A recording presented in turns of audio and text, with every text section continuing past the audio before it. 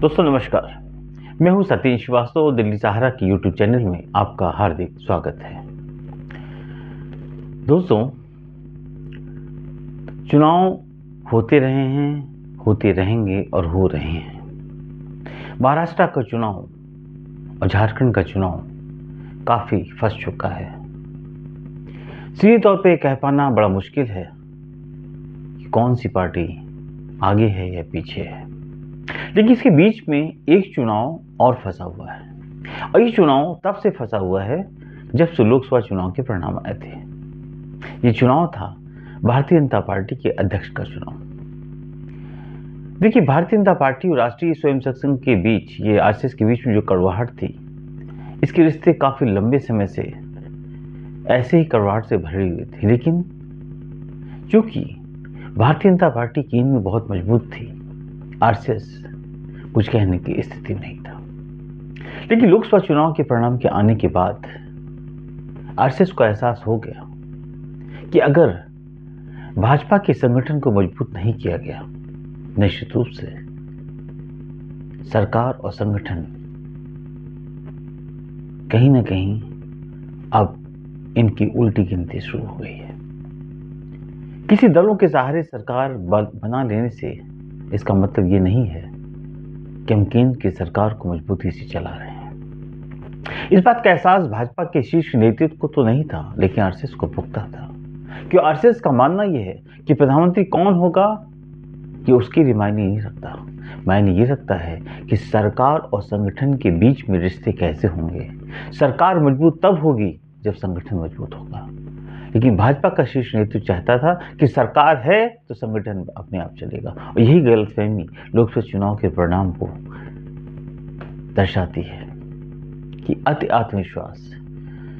RSS प्रमुख ने कई बार रैलियों के माध्यम से ये एहसास कराने की जरूरत समझी कि शायद उनकी बातों को, उनके वक्तव्यों को भाजपा सीरियसली ले ले। लेकिन वही है ना, दिल है कि मानता नहीं। जो उनके जहन में चल रहा था वो उसको अपनी दृष्टि से देख रहे थे। अति आत्मविश्वास पर अपनी रैलियों में आरएसएस प्रमुख ने कई बार कटाक्ष किया कि ओवर कॉन्फिडेंस बहुत खतरनाक होता है, लेकिन ये नहीं समझ पाए। उन्होंने यहां तक कहा कि ईश्वर समझने की भूल करना भी बहुत बड़ी गलती है, क्योंकि मोदी ने कहा था कि हमारा ईश्वर से सीधा कनेक्शन है। उन्होंने कहा नहीं, जब तक आप जनता जनार्दन से सीधे नहीं जुड़े रहोगे, जब तक कम कारसेवक, स्वयंसेवक या पार्टी कार्यकर्ताओं से नहीं जुड़े रहोगे, जमीन पर नहीं जुड़े रहोगे, आप गलतफहमी में जी सकते हो। लेकिन सरकार और संगठन बिना फाउंडेशन की मजबूती के नहीं चल सकते हैं। लेकिन हुआ वही कि भाजपा को भी लोकसभा चुनाव के बाद यह एहसास हो गया कि आरएसएस के बगैर उसका भी भविष्य बहुत सुखद नहीं है। और वही कारण है, ये दोनों जानते थे कि दिल है तो मानता नहीं। अल्टीमेटली एक चूल्हे की रोटी खानी और किसी को खिलानी भी नहीं। देखिए, इन दोनों के बीच में एक बहुत साफ बात है। ये आपस में इनके कैसे भी रिश्ते हों, लेकिन ये किसी तीसरे के पास नहीं भागते हैं। आरएसएस के इनकी कड़वाहट कितनी भी ज्यादा क्यों ना हो, लेकिन आरएसएस किसी दूसरी पार्टी के साथ नहीं जाता और न जाएगा। यदि भी आजकल आरएसएस का प्रेम राहुल गांधी के प्रति कुछ ज्यादा ही हो गया है। भविष्य का नहीं पता कि वो राहुल गांधी के प्रति जो प्रेम है, जिसको कि आरएसएस की तरफ से दर्शाया जा रहा है, इसकी असलियत क्या है। और ये असलियत सामने कब आएगी? जब राहुल गांधी से इनकी मुलाकात होगी। और राहुल गांधी से मुलाकात चूंकि नहीं होगी, इसलिए इसकी हकीकत सामने नहीं आएगी। क्योंकि राहुल गांधी ऐसे किसी के इजहार करने पर नहीं जाएंगे।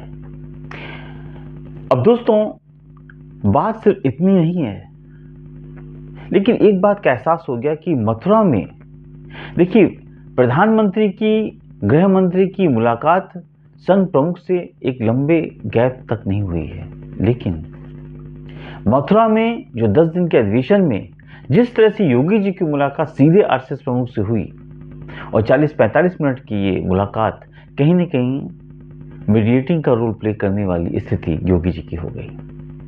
जिस योगी जी को दिल्ली का शीर्ष नेतृत्व चुनाव के बाद सीधे मुंह बात करने को तैयार नहीं था। मौर्य जैसे लोग, भूपेन्द्र चौधरी जैसे लोग दिल्ली में डेरा डाले हुए थे और दिल्ली का आला कमान उन पर बर्दाश्त रखे हुए था। योगी हटाओ अभियान के तहत काफी नुकसान हुआ, लेकिन योगी थे और योगी के पीछे संघ आंख बंद करके खड़ा था,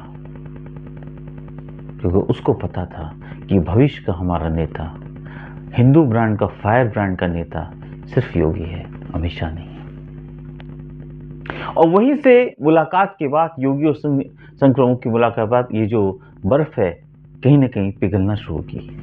और दोस्तों, आज जिस ढंग से प्रधानमंत्री नरेंद्र मोदी की उनके ही निवास पर योगी आदित्यनाथ की लगभग 1.5 घंटे तक चली बैठक, जो मुलाकात हुई है, उसमें ये इंडिकेशन हो गया कि अब भाजपा को रिश्तों का एहसास हो चुका है और ये रिश्ते आरएसएस और मोदी जी के बीच में तमाम लोग जो नहीं कर पाए वो आज योगी जी ने कर दिया। यद्यपि इसको बताया गया कि प्रयागराज में कुंभ है, उसका निमंत्रण 1.5 घंटे का नहीं दिया जाता। निमंत्रण तो चंद लम्हों का हो सकता है, 2, 4, 5, 10 मिनट का हो सकता है, 1.5 घंटे का नहीं। एक लंबी मुलाकात, यूपी के बाई इलेक्शन हो रहे हैं, 9, 10 विधानसभा पर, वो भी एक मुद्दा हो सकता है, लेकिन उसमें अयोध्या नहीं है जो हारे थे। असली मुद्दा है भाजपा का अगला राष्ट्रीय अध्यक्ष कौन हो, क्योंकि योगी जी का नाम सीधे तौर पर अब चल रहा है प्रवीण तोगड़िया और संजय जोशी के साथ, तो इसलिए ये मुलाकात बहुत ही गंभीर थी। और ये अब भाजपा को समझ में आ रहा है कि 1+1 2 भी होता है और 1+1 और 1 11 भी होता है। देखने का हमारी सोच का क्या है कि हम इसको किस नजरिए से देखते हैं। और शायद संघ यही समझाना चाह रहा था कि जो संघ की पृष्ठभूमि है, अगर उसको आप नहीं समझोगे तो भाजपा सत्ता में आ जाए वो एक अलग बात है, सत्ता में मजबूती से जमी रहे ये पॉसिबल नहीं है। दोस्तों, हम इस मुद्दे पर, इस पूरे विश्लेषण को डिटेल्स में आपसे बात करेंगे कि अल्टीमेटली योगी जी का जो नाम आया है राष्ट्रीय अध्यक्ष के रूप में, ये एक बहुत बड़ा नाम है, लेकिन क्या भाजपा यूपी जैसे राज्य को खाली छोड़ देगी, जिस पे पहले इस बात की कोशिश हो रही थी योगी हटाओ अभियान के तहत, लेकिन अब भाजपा को एहसास है कि योगी है तो मुमकिन है। मिलते हैं थोड़ी देर के बाद, लेकिन उसके पहले आपसे एक एहसास एक जरूर कराएंगे, जो गुजारिश हमेशा हम आपसे करते आए हैं कि दोस्तों, दिल्ली सहारा की यूट्यूब चैनल को अगर आपने सब्सक्राइब नहीं किया है तो प्लीज़ सब्सक्राइब करें, लाइक करें, ज़्यादा से ज़्यादा शेयर करें। जितना ज़्यादा आप शेयर करेंगे उतना ही आपकी आवाज़ तमाम लोगों तक पहुँचेगी और ये दिल्ली सहारा का यूट्यूब चैनल आपके लिए तमाम विश्लेषण लेके आता रहेगा। बहुत जल्दी हम आपके बीच में लाइव होने जा रहे हैं, उसका इंफॉर्मेशन हम पहले ही यूट्यूब पे दे देंगे। अब दोस्तों आते हैं कि अल्टीमेटली अब होगा क्या, इस सोच का क्या होगा, इस मुद्दे का क्या होगा, चुनाव के परिणाम और चुनाव के बीच के माहौल के बीच में इस मुद्दे को कितनी अहमियत दी जा रही है, क्यों दी जा रही है। बहुत से लोगों का मानना है कि चुनाव महाराष्ट्र का हो रहा है, इसलिए लोगों को दिग्भ्रमित करने के लिए इस तरह के मुद्दे उठाए जा रहे हैं। दोस्तों, महाराष्ट्र का चुनाव तो आता रहेगा, लेकिन भारतीय जनता पार्टी के राष्ट्रीय अध्यक्ष का चुनाव एक बहुत अहम चुनाव है और ये चुनाव ये डिसाइड करेगा कि भारतीय जनता पार्टी का फ्यूचर क्या है, भविष्य क्या है। अगर ऐसे ही चुनाव के अंदर 50-100 सीटों का हेर फेर चलता रहेगा तो आप नड्डा जी जैसे लोगों को अध्यक्ष बना सकते हो, लेकिन अब संघ इस पर तैयार नहीं है, कतई नहीं। जितनी मनमर्जी करनी थी आपने कर ली, लेकिन भाजपा का अध्यक्ष संघ के मोहर लगने के बाद ही तय होगा, ये पता है। अब देखिए, आरएसएस और बीजेपी की इस बीच में काफी थी कि बहस हो चुकी है, विवाद गहरा चुका कि नहीं। तमाम नाम आए, शिवराज सिंह चौहान का नाम आया, उसके बाद फडणवीस का नाम आया, लेकिन ये संघ जानता था कि इन नेताओं के अंदर वो दम नहीं है, इनके अंदर हिम्मत नहीं है कि मोदी अमित शाह के सामने बैठ के आंख मिला करके संघ के लिए, संगठन के लिए बात कर सकें। ये ताकत प्रवीण तोगड़िया में हो सकती है, ये ताकत संजय जोशी में हो सकती है, ये ताकत निश्चित रूप से योगी आदित्यनाथ में हो सकती है। क्योंकि योगी आदित्यनाथ वो चेहरा है जो हिंदू ब्रांड का फायर ब्रांड नेता है। जब बोलता है तो उसको इस बात की चिंता नहीं है कि दिल्ली क्या सोचती है, और इसीलिए उसने दिल्ली से पंगा लिया और डंके की चोट पे लिया, और इसीलिए भाजपा का शीर्ष नेतृत्व उसको हटा नहीं पाया, क्योंकि उनके अंदर जो दमखम है वो भाजपा के अंदर मोदी के बाद किसी और के पास नहीं है। अमित भाई शाह अगर लखनऊ में रैली करते हैं तो 5,000 को मोहताज हो सकते हैं, लेकिन योगी आदित्यनाथ अगर कोई रैली करते हैं तो 50,000 को मोहताज नहीं है। ये बहुत बड़ा अंतर है जो कि संघ तो जानता है, लेकिन भाजपा को एहसास शायद पहले नहीं था। यही कारण है कि एक विधायक जो अपने चुनाव नहीं जीत सकता था, उसको मुख्यमंत्री का चेहरा बनाने की सोच चल रही थी। नाम था केशव प्रसाद मौर्य। तो ये अंतर को समझना, ये सरकार और संगठन के बीच की मजबूती को समझने के लिए उसका एनालिसिस करना बहुत जरूरी था कि मौर्य जैसे लोग काम नहीं कर सकते। मोदी कैंप या भाजपा का शीर्ष नेतृत्व लगातार ये चाहता था कि हम किसी तरह बातचीत के जरिए अपने किसी नाम को भेजें और संघ उस पर थोड़ा तू में करके मुहर लगा दें, लेकिन संघ ने साफ कह दिया था कि मोदी या भाजपा के शीर्ष नेतृत्व का यस-मैन किसी कीमत पर हमें एक्सेप्ट नहीं है। इसलिए वो नाम निकल के आए, संजय जोशी, जिसने 4 दशकों तक सिर्फ संगठन के लिए काम किया, लेकिन उनके मोदी से रिश्ते बहुत खराब थे। प्रवीण तोगड़िया जो हिंदू ब्रांड का फायर ब्रांड नेता है, जिसने एक लंबे समय तक सिंघल जी के साथ काम किया, उसकी मुलाकात आरएसएस संघ प्रमुख से हुई। क्यों? क्योंकि अब डू और डाई का सवाल है। राहुल गांधी का जो खौफ है, राहुल गांधी का जो जिस तरह से दायरा बढ़ रहा है जाति जनगणना के ऊपर, जिस तरह से पूरे हिंदुस्तान के अंदर उनको लगातार लोगों का प्यार मोहब्बत मिल रही है, महाराष्ट्र के चुनाव में कांग्रेस एक बड़े दल के रूप में निकल रही है, संघ को इस बात का एहसास हो चुका है कि अगर राहुल गांधी को रोका नहीं गया तो निश्चित रूप से सरकार की उल्टी गिनती भी कभी भविष्य में चालू हो सकती है।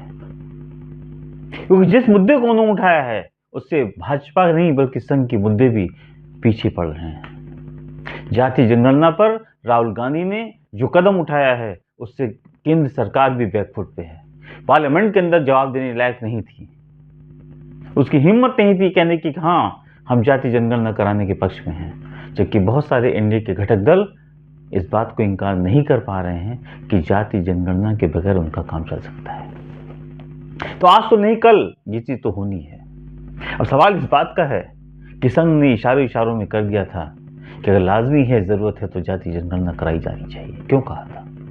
जिससे जो एक लोकप्रियता लगातार राहुल गांधी को मिल रही है वो थोड़ी सी रुक जाए। लेकिन भाजपा कैसे कह दे कि जो संघ ने कहा हम उसके साथ हैं, क्योंकि राहुल गांधी की जीत हो जाएगी। अब जीत होगी नहीं होगी तो बात की बात है, लेकिन सवाल इस बात का है कि फिर बात वहीं आके खड़ी हो गई। कैसे माहौल के अंदर भाजपा का राष्ट्रीय अध्यक्ष बनाने के लिए इतनी कवायद क्यों करनी पड़ रही है? क्यों? उसका रीजन ये है कि अभी तक अध्यक्ष वो बनता था जिसको एक लेटर बना के भेज दिया जाता संघ के पास कि नड्डा जैसे लोग भारतीय जनता पार्टी के अध्यक्ष बनाए जा रहे हैं, वहां से मुहर लग के चली जाती। क्यों? क्योंकि संघ जानता था कि अगर हम विरोध भी करेंगे तो हमारी बात सुनी नहीं जाएगी। आज संघ जानता है कि अगर विरोध करेंगे तो मेरी बात सुनी जाएगी, तो केंद्र की सरकार अब इतनी मजबूत नहीं रही। तमाम घटकों के अंदर बहुत से नेता, बड़े नेता भाजपा के इस तैयारी में बैठे हैं कि कब इशारा मिले और हम अपनी ही सरकार के ऊपर तीखा प्रहार करें। क्या वसुंधरा राजे सिंधिया ने अपनी राजनीति खत्म कर दी है? नहीं। ऐसा बिल्कुल नहीं है। इसलिए सरकार और संगठन की मजबूती इतनी जरूरी है कि संघ इस बात को जानता है, क्योंकि संघ ने जो एक आइडिया निकाला है, क्यों योगी का नाम आया। संजय जोशी, वसुंधरा सिंधिया, प्रवीण तोगड़िया, एक एक नाम छाट के क्यों निकाल रहा है संघ? क्योंकि उसकी प्रयोगशाला के अंदर जो प्रयोग करके निकल रहे हैं नाम, वो कट्टर हिंदूवादी निकल रहे हैं, जो कभी भी भाजपा के 7 स्टार और 5 स्टार होटल की सुख सुविधाओं को भोगने के पीछे न भागे। वो ऐसे नेता हों कि अगर जून की गर्मी भी उनको कूलर में सोना पड़े छत के ऊपर, तो वहां भी सो करके संगठन और सरकार के प्रति तत्पर रहें। वो ऐसा ना हो कि अध्यक्ष बनने के बाद मोदी जी की माला जपते हुए 7 स्टार होटल में रात में नींद सुधारें, संगठन गया। ये संगठन आरएसएस इस बात से डर रहा है। आप नड्डा जी के हाव भाव को देख लीजिए। संगठन का प्रमुख बहुत बड़ी चीज होती है। नड्डा जी की हिम्मत नहीं है कि वो प्रधानमंत्री से क्वेश्चन कर सकें कि ऐसा क्यों हो रहा है। यही कमी को संघ दूर करना चाहता है। वो चाहता है जो संगठन का प्रमुख हो वो सीधे सवाल कर सके केंद्र की सरकार से कि इन लोगों को मंत्री क्यों बनाया गया है, इनको मंत्री क्यों नहीं बनाया गया है। ये मुख्यमंत्री किस बेस पे बन गया राजस्थान का और मध्य प्रदेश का? सिर्फ इसलिए कि एक ऐसा नौसिखिया बैठा दो जिसकी हिम्मत ना पड़े हमारे सामने खड़े होने की। ये बहुत बड़ा सवाल है। मजबूत नेता होगा तो केंद्र को अहमियत कम देगा। अगर वसुंधरा राजे सिंधिया राजस्थान की मुख्यमंत्री होती तो रोज वो दिल्ली खड़ी नहीं रहती। वहीं आज के मुख्यमंत्री को अगर बोल दो तो गाड़ी को छोड़ करके वो बस और ट्रेन से भी सीधे पहुंच सकता है, उससे कहा जाएगा। तो यही फर्क संघ नहीं चाहता। संघ चाहता है मजबूत धड़ा, मजबूत नेतृत्व हर स्टेट के अंदर भाजपा को दिया जाए, ना कि ऐसे नेता जो कि गाड़ियों के पीछे दौड़ते रहे मुख्यमंत्री होकर के और प्रधानमंत्री गाड़ी बगल में चलती रहे, जो गुजरात का एक नज़ारा आपने देखा है। इन चीजों को, इन्हीं अपवादों को संघ दूर करना चाहता है। अब सवाल इस बात का है कि आज प्रधानमंत्री की योगी जी से मुलाकात क्या भाजपा के राष्ट्रीय अध्यक्ष पर मोहर लग चुकी है, या अब भाजपा आत्मंथन कर रही कि अगर योगी जी को नाम सही है, नाम फिट है, अगर भाजपा का राष्ट्रीय अध्यक्ष बना दिया जाता है तो योगी जी के खिलाफ कोई निगेटिव मार्किंग नहीं है जो संजय जोशी, प्रवीण तोगड़िया या वसुंधरा राजे के साथ है, तो यूपी की कमान किसको दी जाएगी? सूत्र बता रहे हैं कि अब इस पर आत्मंथन चालू हो गया है कि अगर योगी जी को राष्ट्रीय अध्यक्ष बनाते हैं तो क्या मनोज सिन्हा की जम्मू कश्मीर से वापसी होगी? ये बहुत बड़ा सवाल है, क्योंकि यूपी के कैडर का नेता भी होना चाहिए। क्या राजनाथ सिंह को वापसी की जा सकती है? क्योंकि राजनाथ सिंह एक बड़ा नाम है, मुख्यमंत्री रह चुके हैं, आज विदेश मंत्री हैं। ऐसे में आज जो है वो जिस ओहदे पे बैठे हैं उनका नाम बहुत ऊपर है। तो राजनाथ सिंह जैसे लोग, क्या जो डिफेंस मिनिस्टर हिंदुस्तान का है वो चीफ मिनिस्टर बन सकता है? लेकिन हो कुछ भी सकता है। जब chief minister deputy chief minister बन सकता है तो राजनाथ सिंह यूपी के अंदर एक उनका नाम है, एक ब्रांड है, इसमें कोई शक शुबा नहीं है। आत्मंथन इस पर जरूर चल रहा है कि मौर्य जैसे लोग को कमान सौंपने के बारे में क्या सोचा भी जाए, या किसी नया नेतृत्व पैदा किया जाए जो कि यूपी के अंदर नजर नहीं आ रहा है। ब्रजेश पाठक का नाम हो सकता है एक ब्राह्मण ब्रांड नेता, लेकिन बसपा से आए हुए नेता है, काफी लंबे समय से भाजपा के अंदर है। तो ये ब्राह्मण कार्ड, ये बैकवर्ड कार्ड, ये तमाम चीजें इसके अंदर चल रही हैं, लेकिन योगी कार्ड के आगे सारे कार्ड बेकार थे, तभी ये सब कुछ नहीं कर पाए। तो ये एक आत्मंथन का दौर है। योगी के नाम पर आम राय है, लेकिन यूपी किसके सहारे छोड़ा जाए? योगी के रहते जब अयोध्या हार गए, इतनी सीटें, लंबी सीटें हार गए, तो अगर किसी नए नेतृत्व को सौंपा गया, ऐसा ना हो कि भाजपा का सुपड़ा ही साफ हो जाए।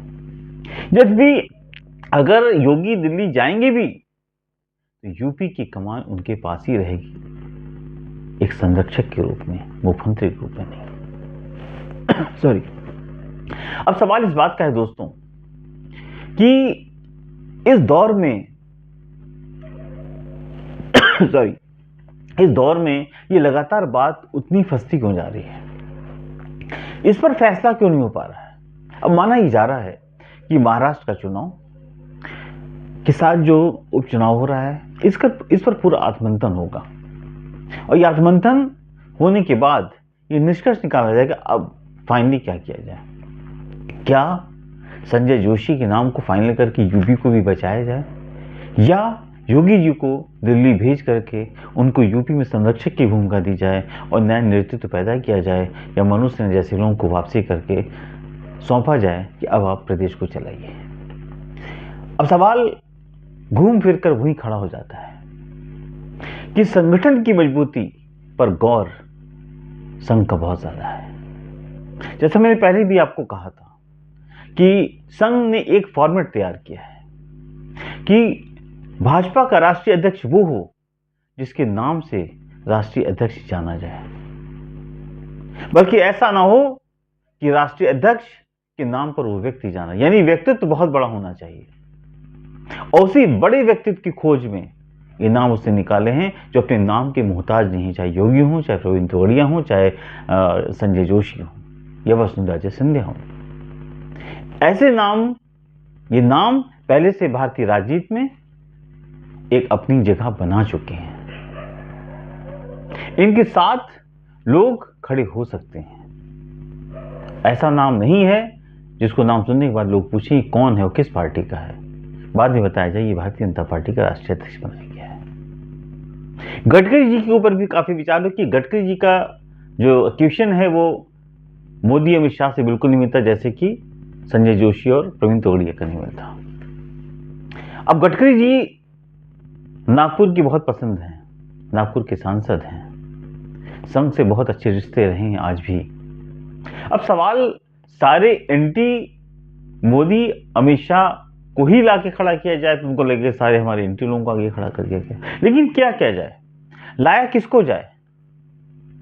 अगर भाजपा के अंदर किसी मोदी भक्त को लाते हो, फडणवीस जैसे लोगों को, तो इनकी हिम्मत नहीं कि उनके सामने कुछ बोल पाए, संगठन कहां जाएगा? फिर तो लिस्ट जो वहां से फाइनल होगी वही सबको बना दिया जाएगा। वही चीज को रोकने का संघ कोशिश कर रहा है कि जैसे गुजरात का मुख्यमंत्री, राजस्थान का मुख्यमंत्री, मध्य प्रदेश का मुख्यमंत्री बना दिया गया, जो गाड़ियों के पीछे घूमता रहता है और गाड़ी निकल जाती, ये चीज नहीं होनी चाहिए। एक साख मेंटेन होनी चाहिए। उस व्यक्ति का एक गौरव, एक परंपरा होनी चाहिए जो लोगों के जहन में आए। येदियुरप्पा कर्नाटक के मुख्यमंत्री थे कि येदियुरप्पा को दिल्ली रोड दौड़ने की जरूरत नहीं पड़ती थी, ऐसा स्ट्रांग लीडर उनको चाहिए था। शिवराज सिंह चौहान में कोई कमी नहीं थी, लेकिन शिवराज सिंह चौहान अपमान सहने की हिम्मत उनके अंदर थी, और यही संघ नहीं चाहता। मध्य प्रदेश की जीत का श्रेय पूरा उन्हीं को है, फिर भी उनको हटा दिया गया। ये भाजपा का अंदरूनी मामला था, संघ यही नहीं चाहता। दोस्तों, भाजपा के राष्ट्रीय अध्यक्ष पर जो भी तत्व निकल के आ रहे हैं, जो भी विचार विमर्श के जरिए नाम आगे आ रहे हैं, उन सबको एक विशेषण के रूप में आपके बीच में लाना हमारा कर्तव्य है। चीजें पैदा हो रही हैं, नाम पीछे जा रहे हैं, नाम, क्योंकि एक लंबा इसका प्रोसेस होता है, 4-5 महीने का प्रोसेस है। ऐसा नहीं कि एक दिन में बैठते हैं और डिसाइड हुआ था कल ये प्रेसिडेंट होंगे। ये संघ और भाजपा की एक गर्वमयी परंपरा है जिसके अंदर नाम आते हैं, उसका प्रोसेस होता है और आगे चुनाव की घोषणा होती है, चुनाव के बीच में नाम आता है। जहाँ तक चुनाव नहीं होते हैं, अल्टीमेटली निर्विरोध उसका चुनाव हो जाता है। अब योगी जी के नाम पर मोहर लगेगी या संजय जोशी के नाम पर, ये तो वक्त बताएगा, लेकिन आपके बीच में इन विशेषणों को रखना हमारी कोशिश है। जो वास्तविक स्थिति है उसको आपके बीच में लाया जाए। आपको आज का विशेषण हमारा कैसा लगा? कमेंट बॉक्स में जरूर कमेंट्स करें, लाइक करें, ज़्यादा से ज़्यादा शेयर करें। दोस्तों, एक बात और कि स्वतंत्र पत्रकारिता की मजबूती के लिए हमें आपका सहयोग बहुत ही आवश्यक है। अगर आप कोई आर्थिक मदद करना चाहें तो डिस्क्रिप्शन में डिटेल से वहां जाके आप कर सकते हैं। मैं हूं सतीश श्रीवास्तव, कल फिर एक नए विशेषण के साथ आपके बीच में मौजूद होऊंगा। नमस्कार।